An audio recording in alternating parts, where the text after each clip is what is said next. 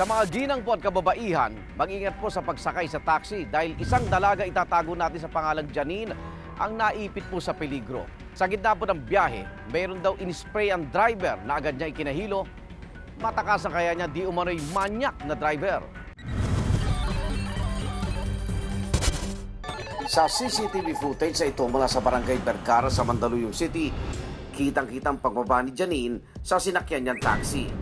Pero imbis na pakawalan na lang siya, makikitang bumerta pa ang taxi driver para habulin si Janine. Mabuti na lang daw may nagmagandang loob na nag-angka sa kanya sa isang motorsiklo. Sa labis sa trauma, tumanggi nang humarap sa camera si Janine. Pero naging viral ang kanyang Facebook post para magbigay babala sa publiko.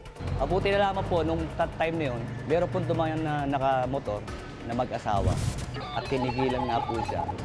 At naisakay naman po siya at naihatid po sa uwian niya po. Ang nangyaring bangog kay Janine, sinapit din ni Jocelyn Bordador. 3 araw bago magpasko, sumakay ng taxi si Jocelyn para mag-withdraw sa isang bangko. Nang bigla na lang may humarang na 4 na lalaki sa taxi at pwersahang sumakay ang mga ito. Pasensya ka na, ma'am. Bigla na akong pinasok. Parang sabi niya, ma'am, pasensya na po, tapos biglang pinasok na nila ako. So, isa dito sa tabi ko, isa dito sa kapila, isa sa harap, isa dito, syempre kasabot si driver. Kinuha ng mga lalaki ang mga ATM at credit cards, 3 cellphone, isang laptop at isang camera habang nagpapaikot-ikot ang taxi sa Quezon City. Pagdating sa Cubao, pinilit ang mga lalaki na makuha ang mga PIN number ng credit card ni Jocelyn. Sige mo na, huwag ka na mabigas! Pero hindi raw siya nakapagbigay ng PIN number dahil sa bago lang ang card. Dahil dito, naggalit ang mga lalaki at sinaktan na siya. Nilabanan ko sila. Yung isa sa kanila nanghihipo. May nanghihipo sa kanila. Tapos parang yung isa, inasabi niya, nasasaktan niya ako kung hindi ko ibigay yung gamit ko. Eh, ang problema, nung binigay ko na nga yung gamit ko, hindi sila tumigil.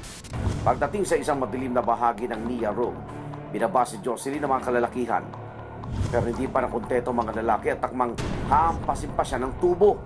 Napagalamang MVBS taxi ang nasakyan ni Jocelyn na may plakang TYL 409. Pero natuklasan ding double plate o peke ang plaka nito. Kinalauna nahuli ang original na driver na si Pablito Manatan na napagalamang may homicide case rin sa Leyte. 2 pa sa mga suspect ang nahuli, sina Glenn Meyuge alias Nonoy at Romeo Gonzales. Pero sa huli ay nakapagpiyansa rin ang 3. Nagpadala sila nitong August lang na meron na daw warrant of arrest sa wakas. Na parang sa loob-loob ko, matagal ko nang hinihingi itong warrant of arrest na to. Ngayon lang ito lumabas, hindi ko na alam kung nasan yung mga nang-hold up sa akin. Hindi rin nakasuhan ng operator dahil sa kakulangan umano ng sapat na ebidensya. Tinungo namin ang terminal ng MVBS taxi sa Valenzuela, pero saradong opisina nito at wala roon ang may-ari.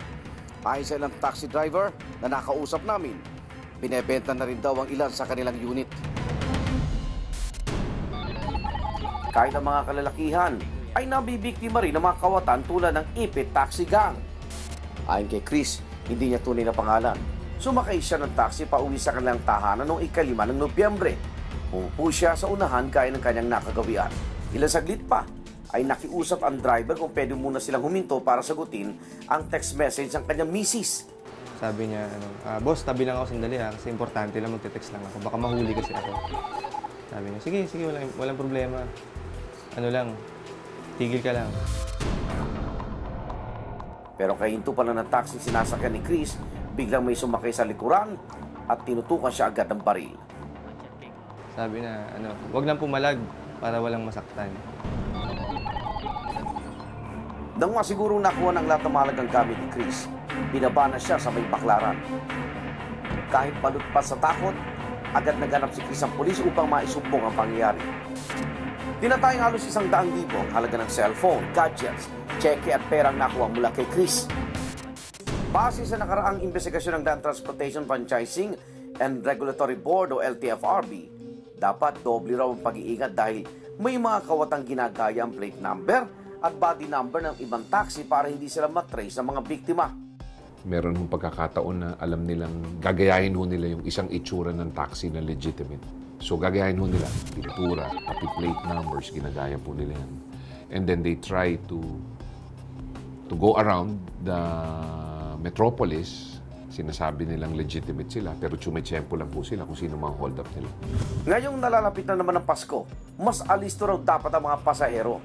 Pag sumasapit ang Kapaskuhan, di ba, lagi tayong on the go, tapos palagi tayong rush, tapos namimili yung mga karamihan sa ating mga kababayan, namimili sila. So, marami silang bitbit. Napipilitan talaga sila na mag-taxi. So, ito yung tinitingnan natin na parang nagiging prone nga sa mga yung nabanggit nating tatlo na klase ng modus operandi ng mga taxi drivers. Patuloy na paalala ng LTFRB at ang mga otoridad maging alisto sa tuwing sasakay ng taxi. At kung kayo ay may reklamo o anumang tanong tungkol sa nasakyan yung taxi, maaaring tumawag sa hotline ng LTFRB sa numero 459-2129.